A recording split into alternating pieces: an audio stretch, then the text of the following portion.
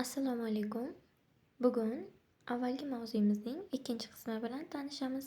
Mavzuyimizga oid 3 ta maqsad belgilab oldik. Bunda ta'limiy maqsad yordam berishda halollik, samimiylik va o'z vaqtida javob berishning ahamiyatini tushuntirish. Ikkinchisi tarbiyaviy maqsad boshqalarga naf yetkazish, ularning qiyinchiliklarini hal qilishda faol ishtirok etishga intilish hamda kichik yordamlar ham katta ahamiyatga ega ekanligini anglashimiz.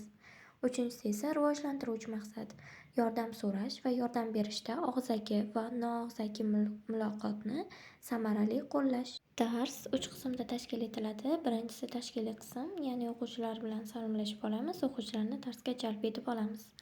Ikkinchisi asosiy qism. Bunda yangi mavzu o'quvchilarga bayon etiladi hamda tushuntirib boriladi. Bundan tashqari o'quv materialida berilgan hikoyalarning ham mazmunini o'quvchilarga yoritib boramiz. Uchinchi qism yakuniy qism bo'lib, bunda o'quvchilar baholanadi, rag'batlantiriladi hamda uyga vazifa beriladi.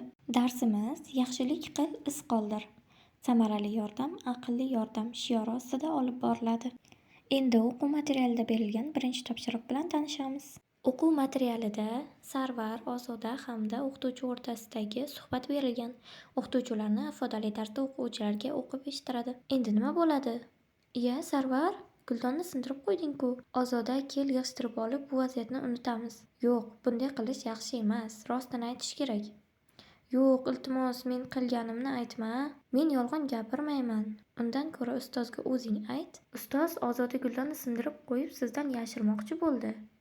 Aldayapti, o'zing sindirib yana ustozga aytma deb menga yalinganding-ku. Xo'sh, bolajonlar, nima uchun Ozoda Sarvarning aytganini qilmadi? Siz Ozodaning o'rnida nima qilgan bo'lardingiz? Sarvarning o'rnidachi? Sarvar qilgan ish to'g'rimi?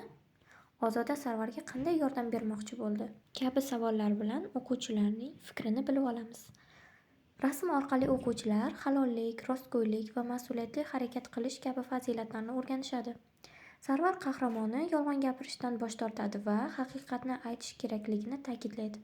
Bu bolalarda aldash noto'g'riligi, ya'ni hech kimni aldamaslik kerakligi haqida tushuncha hosil qiladi.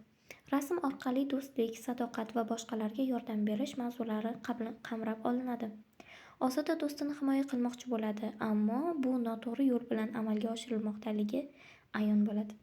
O'quvchilar haqiqiy do'stlik nimaligini, qanday qilib boshqalarga to'g'ri yordam berish kerakligini rasm orqali tushunib olishadi. O'quv materialida o'quvchilarni fikrlashga undash uchun muammoli vaziyat metodidan foydalanilgan. Bunda birinchi vaziyat. Mohira plastilindan filcha yasab o'tirgan edi. Komila kelib, "Ber, men yasab beraman, chunki sendan zo'r yasayman", dedi. Mohira yo'q desa ham, plastilinni uning qo'lidan tortib oldi. Bunda birinchi vaziyat orqali o'quvchilar boshqalarning shaxsiy narsalariga hurmat qilish kerakligini o'rganadilar. Komilaning plastilinni zo'ravonlik bilan tortib olishi orqali mulkka nisbatan hurmat, ruxsat so'rash va boshqalarning huquqlarini hurmat qilish muhimligi aytib o'tiladi. Ikkinchi vaziyat. "Bolajonim, javondagi qutichani ololmayapman, olib bergin", deb iltimos qildi buvi. Nabira, "Xo'p, hozir", dedi-yu, telefondan ko'zini uzmadi. Oradan biroz vaqt o'tdi. Nabira buvisining oldiga kirib, "Qaysi qutichani?" deb so'radi. Buvi boshini chayqab, xo'rsinib qo'ydi. "Nega xafa bo'lasiz? Mana keldim-ku", deb hayron bo'ldi Nabira. Bu vaziyat, ya'ni ikkinchi vaziyat orqali o'quvchilar kattalarga, xususan buvilarga hurmat bilan munosabatda bo'lish kerakligini o'rganishadi. Nabiraning telefonga berilib qolishi va buvisining so'ziga darhol amal qilmasligi orqali bolalarda vaqtida javob berish, kattalarning ehtiyojlarini birinchi o'ringa qo'yish kabi fazilatlarni shakllantirish birinchi o'rinda turadi. O'quvchilarning fikrlarini to'ldirishda darslikda berilgan yuqoridagi savollardan foydalansak bo'ladi. Rasm orqali o'quvchilar ijtimoiy munosabatlarda, ya'ni jamiyatda muhim bo'lgan me'yorlarni o'rganishadi. Ya'ni do'stona munosabat, o'zaro hurmat, ishonch va hamkorlik. Bu ularning maktab va oila hayotida sog'lom munosabatlarni rivojlantirishga yordam beradi. Ushbu vaziyatlar bolalarga nafaqat maktabda, balki kundalik hayotda ham qo'llashlari mumkin bo'lgan amaliy ko'nikmalarni beradi va ularni mas'uliyatli, hurmatli va g'amxo'r fuqarolar bo'lib yetishishlariga yordam beradi. Endi uyga vazifa.